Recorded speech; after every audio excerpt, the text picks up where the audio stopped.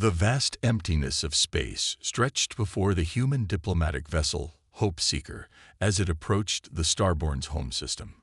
Captain Mark stood on the bridge, his weathered hands clasped behind his back, while his blue eyes studied the alien planet growing larger on the main screen.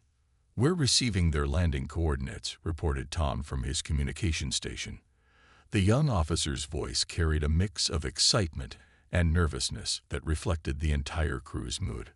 The Starborn had been discovered 3 months ago, when their signals were first detected by Earth's Deep Space Array.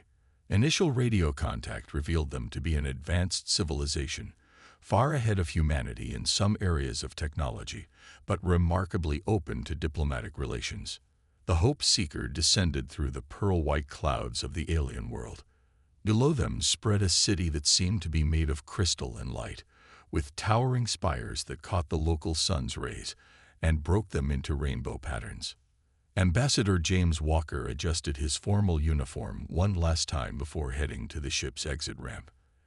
At 50 years old, with graying hair and kind eyes, he had been chosen for his experience in diplomatic relations and his calm demeanor. Little did he know that his very appearance would shake an entire civilization to its core. The landing pad was surrounded by a welcoming committee of Starborn officials. They stood tall and dignified, their skin a pale purple shade that seemed to shimmer in the sunlight. Their bodies were slender and graceful, with large eyes that held an inner glow. As the ramp lowered and James walked out, something extraordinary happened. The assembled Starborn officials froze. Their large eyes widened even further, and several of them stepped backward in shock. "Impossible," whispered one of them in their musical language, which the translation devices rendered perfectly. "It cannot be."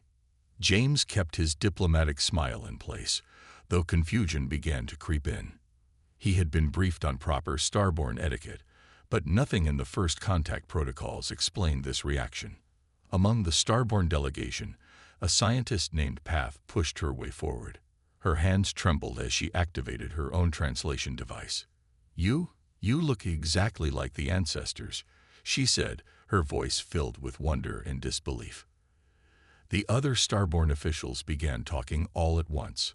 Some pointed at James, others pulled out scanning devices, and a few seemed to be arguing heatedly among themselves. The carefully planned welcoming ceremony had dissolved into chaos. "Please," Path said, moving closer to James, "you must come with us immediately. The High Council needs to see this." The journey to the High Council chamber was a blur of crystal corridors and stunned alien faces. Every Starborn they passed had the same reaction: shock, disbelief, and in some cases, what looked like religious awe. The High Council chamber was a circular room with seats rising in tiers around a central platform. James found himself standing in the center while hundreds of Starborn Council members stared down at him in absolute silence. Path stood beside him, her scientific training barely containing her excitement. "Honored Council," she announced, "I believe we are witnessing something unprecedented. This human's appearance matches our oldest historical records with 99.8% accuracy."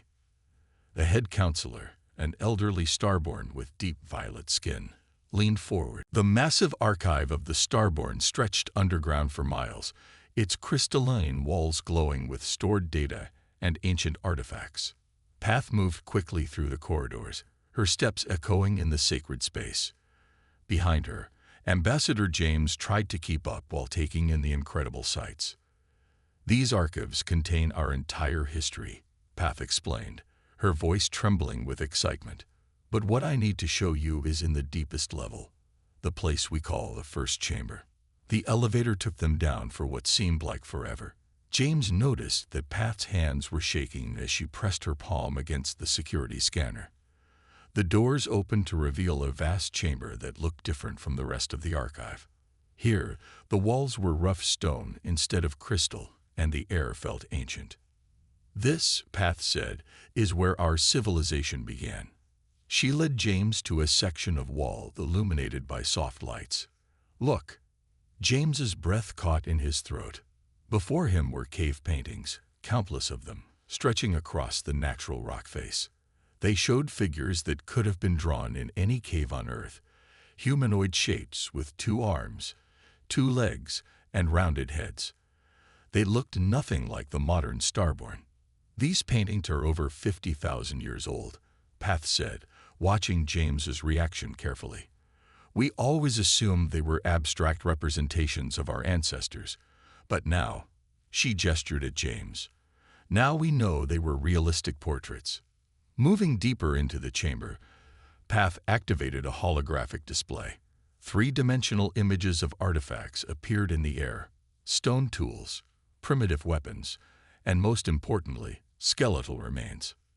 These bones, Path explained, have been a scientific puzzle for generations. They don't match our current physical structure, but they match yours perfectly. James studied the holographic bones with growing amazement. They could have come from any human archaeological dig. Have you done DNA analysis? He asked. Path's expression grew more intense.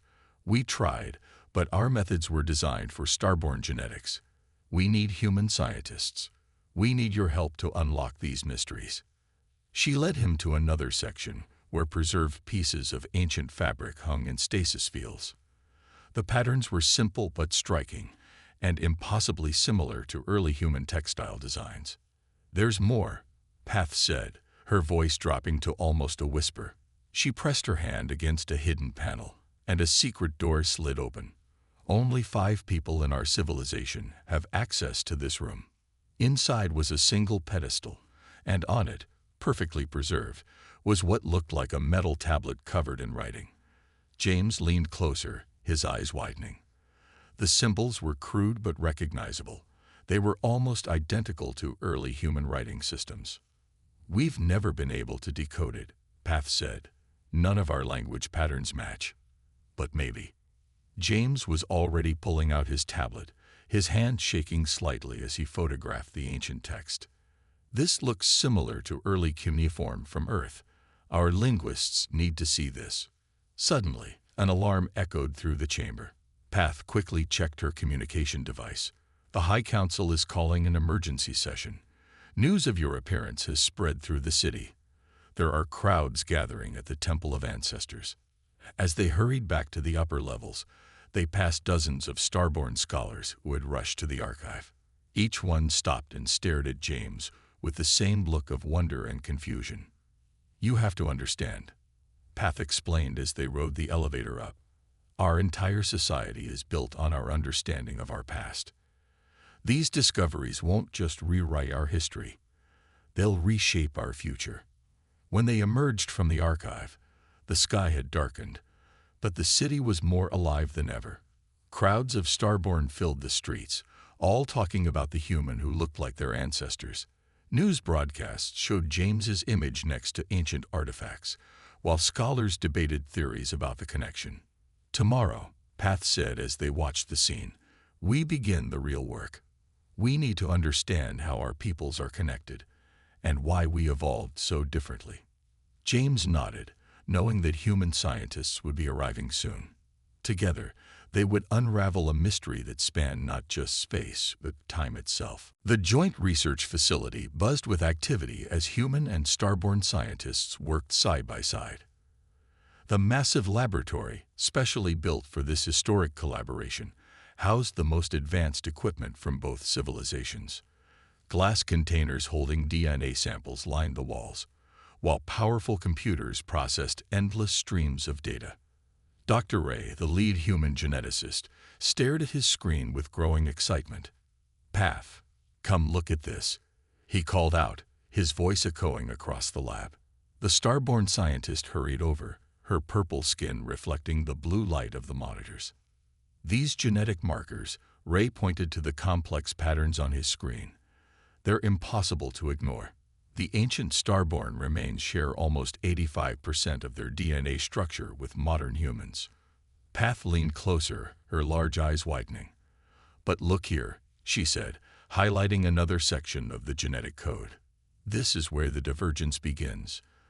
These patterns match neither modern humans nor modern Starborn. In another corner of the lab, Ambassador James watched as technicians carefully extracted DNA from the ancient bones found in the first chamber. The process was delicate. One wrong move could destroy evidence that had survived for 50,000 years. The interesting part, explained one of the technicians, is how the ancient DNA shows signs of deliberate modification. These weren't natural mutations. Someone engineered these changes. The revelation sent shockwaves through both research teams. If the genetic changes were engineered, it meant their common ancestors possessed advanced biotechnology. But why would they modify themselves? And why did some become modern humans while others evolved into the Starborn? Later that day, the team made another breakthrough. A young human archaeologist discovered microscopic markings on the ancient tools that matched radiation patterns from a specific type of star, one that no longer existed. These tools were made using materials from a star that went supernova roughly 51,000 years ago, Ray announced during the evening briefing. That gives us an exact timeline for when our ancestors were here. Path pulled up a holographic map of the galaxy. The supernova you mentioned, we have records of it in our oldest stories. We call it the Great Flash. But according to these calculations, the radiation would have made this entire sector of space uninhabitable for thousands of years. James stood up, realization dawning on his face. So they had to leave. They had to find new homes. The research continued day and night. Teams analyzed everything from bone density patterns to trace elements in the ancient artifacts.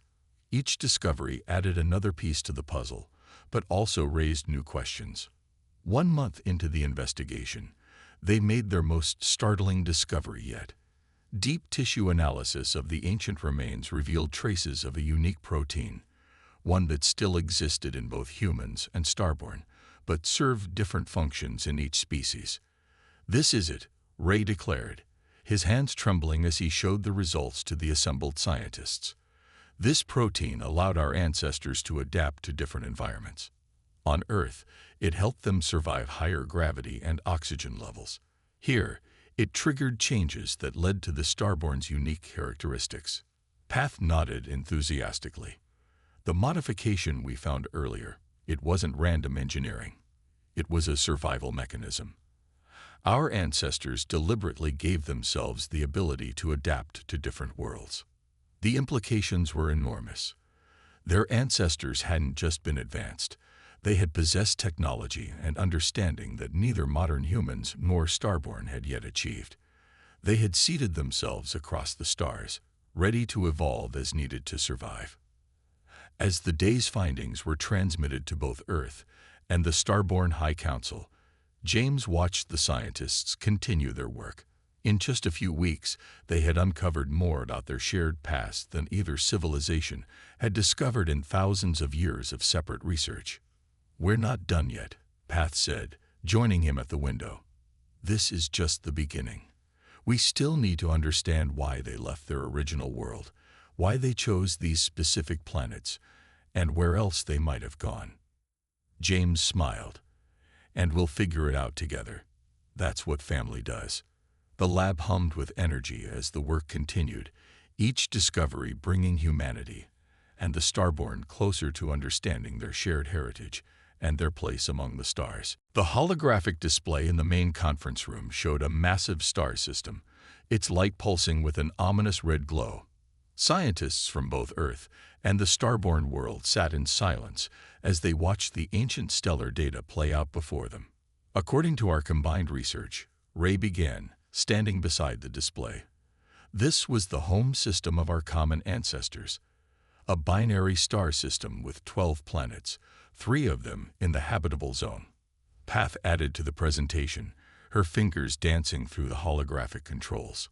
"The geological records we've uncovered show that these worlds were paradise planets, perfect gravity, ideal atmospheric conditions, and abundant resources." The simulation continued, showing how the larger of the 2 stars had begun to destabilize. The process would have taken years, giving the inhabitants time to prepare, but making the eventual outcome no less devastating. "They knew what was coming," James said from his seat at the conference table. That's why they developed the adaptive genetic modifications we discovered. They weren't just planning to evacuate. They were preparing to colonize worlds that weren't perfect matches for their biology. The room's attention turned to a newly uncovered artifact, a partially damaged data crystal that had taken weeks to decode.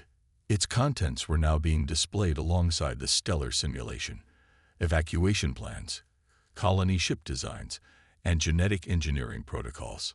They split into different groups, Ray explained, highlighting various escape trajectories on the map.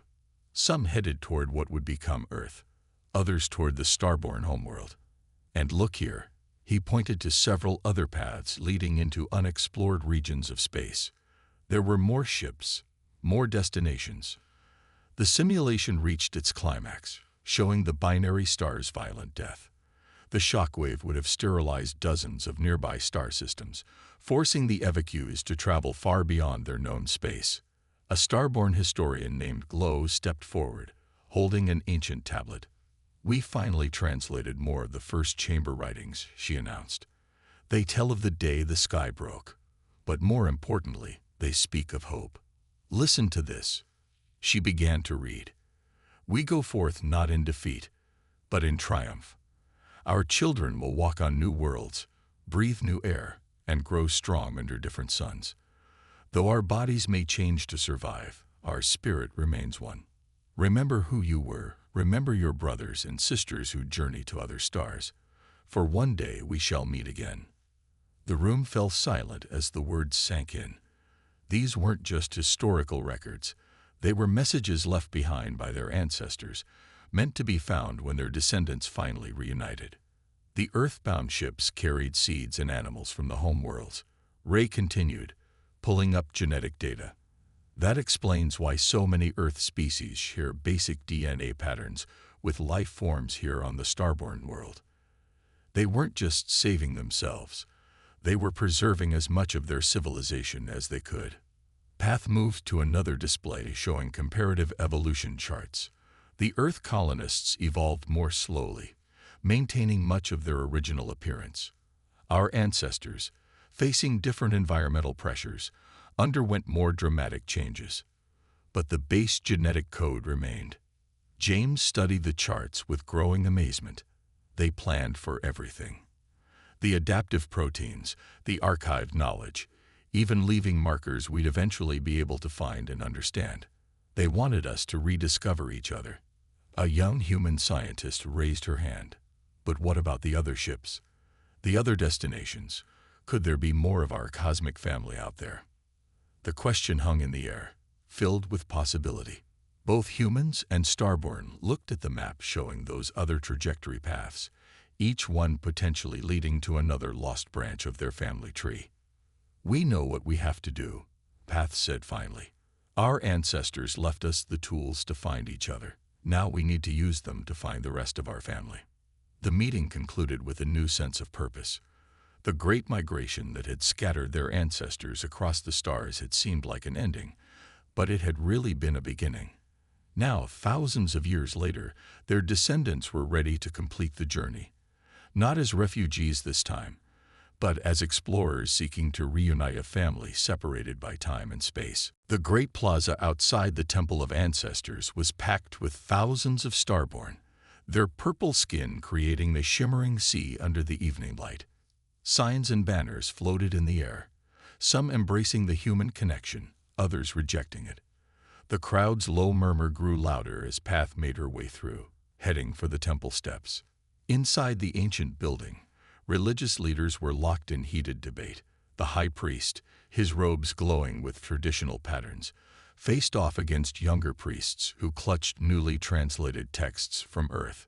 "Our entire understanding of the ancestor ways must be reconsidered," argued one young priest, his voice passionate. "The humans aren't just similar to our ancestors. They are our ancestors, almost unchanged by time." The high priest raised his hands for silence. "But what of our teachings, our belief that we evolved from the original perfect form into our current state? Now you tell us we changed from their form." Meanwhile, on Earth, similar debates rage. News channels showed endless discussions between scientists, religious leaders, and cultural experts. The revelation that humanity had once possessed advanced technology, lost it, and evolved on Earth as refugees sparked intense controversy. James watched both worlds' reactions from the research facility's observation deck. A group of starborn children pressed their faces against the outer window, staring at him in wonder. One of them held up a drawing. A purple starborn holding hands with a pink human, standing under two different suns. The younger generations are adapting more easily, Path said, joining him at the window. It's the older ones who struggle with change. Across the city, the first heritage festivals were being organized, celebrating both human and starborn cultures. Restaurants began offering Earth foods, modified for starborn biology. Human music played alongside traditional starborn harmonies in public spaces. But not everyone welcomed the change. A group calling themselves Pure Path had emerged, arguing that the starborn should reject all human influence and maintain their distinct identity. They gathered in the old quarter, their protests growing louder each day. "Look at this," Ray said, showing them his tablet. Earth News showed similar resistance movements. Some human groups claimed the whole discovery was a hoax, while others feared the starborn would try to reclaim Earth. The High Council called an emergency session to address the growing unrest. James attended as Earth's representative, watching as council members argued about how to proceed. "We cannot ignore our history," one council member declared. "But neither can we let it destroy our present." Path presented a solution, a new educational program that would teach both species' histories as one continuous story. "We don't have to choose between our past and our present," she explained. "We can honor both." In universities across both worlds, new departments opened to study the shared heritage. Art galleries hosted exhibitions comparing ancient artifacts from both planets. Musicians began experimenting with combinations of human and starborn instruments, creating entirely new forms of music. A breakthrough came when a popular starborn author released a novel about two young ancestors, siblings who parted ways during the Great Migration. One went to Earth, one to the starborn world. The story followed their descendants through the millennia until first contact. It became an instant bestseller on both worlds. "That's what people needed," James said, holding a copy of the translated book. "Not just facts and data, but a way to feel the connection emotionally." The resistance movements gradually lost momentum as more people embraced their shared heritage. The Pure Path protesters found their numbers dwindling as young starborn chose celebration over separation. One evening, as the sun set over the Crystal City, Path took James to a new monument being unveiled in the central square. It showed two figures, one human, one starborn, reaching toward a star-filled sky together. "Change isn't easy," Path said, watching families from both species gather around the monument. "But look at them. Already, they're not seeing aliens anymore. They're seeing family." James nodded, remembering the children's drawing from earlier. "Maybe that's what our ancestors hoped for all along. Not just that we'd survive, but that we'd find each other again and remember we're the same where it matters most." Above them, the stars twinkled like ancient promises finally being kept. The emergency alarms blared through the joint research facility, casting red shadows across worried faces. James burst into the control room, where Path was already reviewing incoming data streams, her purple skin pale with concern. "They're called the Void Hunters," Path said, pulling up images of sleek, black ships entering their star system. "They've been watching our civilization since first contact. Now they're making their move." The Void Hunters had sent a simple message. The reunion of humans and starborn violated the natural order. Their fleet carried enough firepower to destroy both civilizations if they didn't agree to permanent separation. "Look at this," Ray called from his station, displaying sensor readings. Their ships use technology similar to what we found in the ancient records. They must have discovered and reverse-engineered artifacts from our ancestors. James studied the tactical display showing the enemy fleet's position. "They're not just threatening us. They're afraid of us, afraid of what might happen if we fully reclaim our ancestral knowledge. Deep in the secure archives, Path discovered something that changed everything. Hidden within the ancient data crystal was a warning about beings who had opposed the original migration, a group that believed each species should remain isolated, developing separately.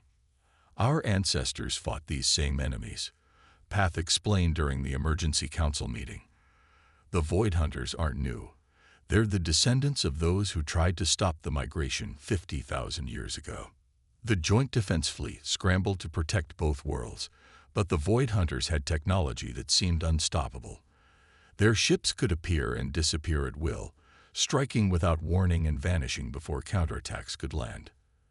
There has to be something in the ancient records, James insisted, working through the night with Path to decode more data crystals. Our ancestors must have found a way to defeat them before. The breakthrough came from an unexpected source. A young starborn archaeologist discovered patterns in the decorative crystals that lined the first chamber. They weren't just decorations. They were part of a defense system. The crystals resonate at specific frequencies, Ray explained, excitement building in his voice. When activated, they create an energy field that disrupts the Void Hunters' phase shift technology. Working against time, human and starborn engineers raced to reproduce the ancient crystal technology. The Void Hunters pressed their attack, destroying outlying colonies and demanding surrender. "We need more time," Path said, watching as another colony went dark. "The crystal network isn't ready yet." James had an idea. Using the combined fleet as a decoy, they would draw the Void Hunters into a trap. The enemy's arrogance would be their weakness.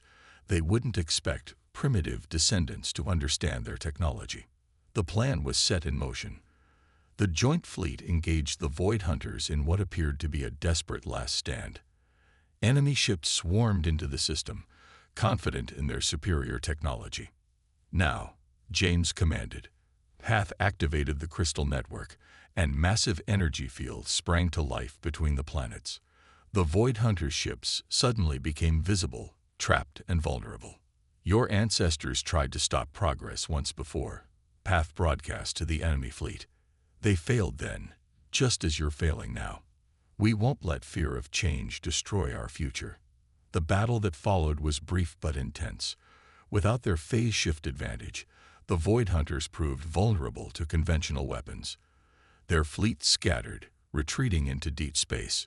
In the aftermath, as damage reports came in, James and Path stood in the first chamber, looking at the ancient crystals that had saved them. "They left us everything we needed," Path said softly. "Not just the technology, but the warning. They knew someone would try to keep us apart." James nodded, touching one of the glowing crystals. "And they knew that together, we'd be strong enough to face any threat, just like they were." The crisis had done what years of diplomacy couldn't. It had truly united humans and Starborn. Now, with the Void Hunters defeated, they could focus on reclaiming more of their shared heritage. But both James and Path knew this wouldn't be the last challenge. Somewhere out there, the Void Hunters were regrouping, and other threats might emerge. But this time, they would face them together, as family. 5 years after the Void Hunters' defeat, the joint colony ship New Dawn hovered above an unexplored world. Its crew, a mix of humans and Starborn, prepared for their historic landing. On the bridge, an aged James stood with Path, both now wearing the silver uniforms of the United Star Command. "The signals are stronger here than anywhere else we've searched," Path said, studying the readings from the surface. The planet below showed signs of ancient settlements, possibly from another group of their ancestors' migration ships. The colony ship descended through purple clouds, its advanced sensors, combining both human and Starborn technology, scanning for signs of life. They had found several worlds with ruins over the past few years, but this one felt different. "Look there," called out one of the crew members. Through the clearing clouds, they saw structures glinting in the morning sun. Not ruins this time, but an active settlement. The inhabitants looked different from both humans and Starborn. Their skin was golden, and they had adapted to their world's unique conditions, but facial features showed the same ancestral connection they had been hoping to find. Another branch of the family, James whispered, watching as the local population gathered to witness their landing. After all these generations, the meeting that followed was emotional. The golden-skinned people, calling themselves the Sun Children, had preserved their own records of the Great Migration. They too had been searching the stars for their lost relatives. Back on Earth and the starborn homeworld, celebrations erupted at the news. The unified civilization had found their first cousins, proving that more ancestors had survived the ancient exodus. "We've established new colonies on 12 worlds now," Path reported during the evening briefing, each one combining the strengths of both our peoples. "And now, with the Sun Children joining us, we'll be even stronger." The New Dawn's success had proved what their ancestors knew, that diversity made them stronger, not weaker. Each world's unique challenges had led to new adaptations, new ideas, new ways of solving problems. In universities across all 3 worlds, scientists worked together to unlock more secrets from their shared past. The ancient technology, once lost, was being rediscovered and improved upon. Spaceships now traveled faster, colonies grew more efficiently, and the bonds between the different branches of humanity grew stronger. "Remember what we found in the first chamber?" James asked Path as they watched crews setting up the new colony. That message about remembering who we were. We've done more than remember. We've become something new, something better. The Sun Children brought new perspectives and technologies to the Alliance. Their understanding of solar energy revolutionized power systems across all colonies. In return, they gained access to the combined knowledge of human and starborn science. Young people from all 3 species trained together in the new Space Academy. Relationships formed, cultures blended, and the lines between the different branches of the family tree began to blur while still celebrating their unique qualities. Deep space sensors, now extending further than ever before, detected more potential signals. Other lost ships, other family members waiting to be found. The combined fleet, stronger than ever, prepared for more exploration missions. "Our ancestors would be proud," Path said, standing with James on a hilltop overlooking the new colony. Below them, children from all 3 species played together, their laughter carrying on the evening breeze. "We not only survived, we thrived." James smiled, thinking of how far they'd come from that first shocking meeting years ago. "And we're just getting started. There are more worlds to explore, more family to find." The sun set on the new colony, casting long shadows across buildings that combined architectural styles from all 3 civilizations. In orbit, ships prepared to head out into deep space, carrying the combined hopes and dreams of 3 peoples now united as one. Their ancestors had spread their children across the stars to ensure survival. Now those children had found each other again and were stronger for it. The Great Migration hadn't ended. It had only paused, waiting for the descendants to be ready to continue the journey together. Above them, the stars beckoned, promising more discoveries, more reunions, and more proof that the greatest strength lies not in isolation, but in unity.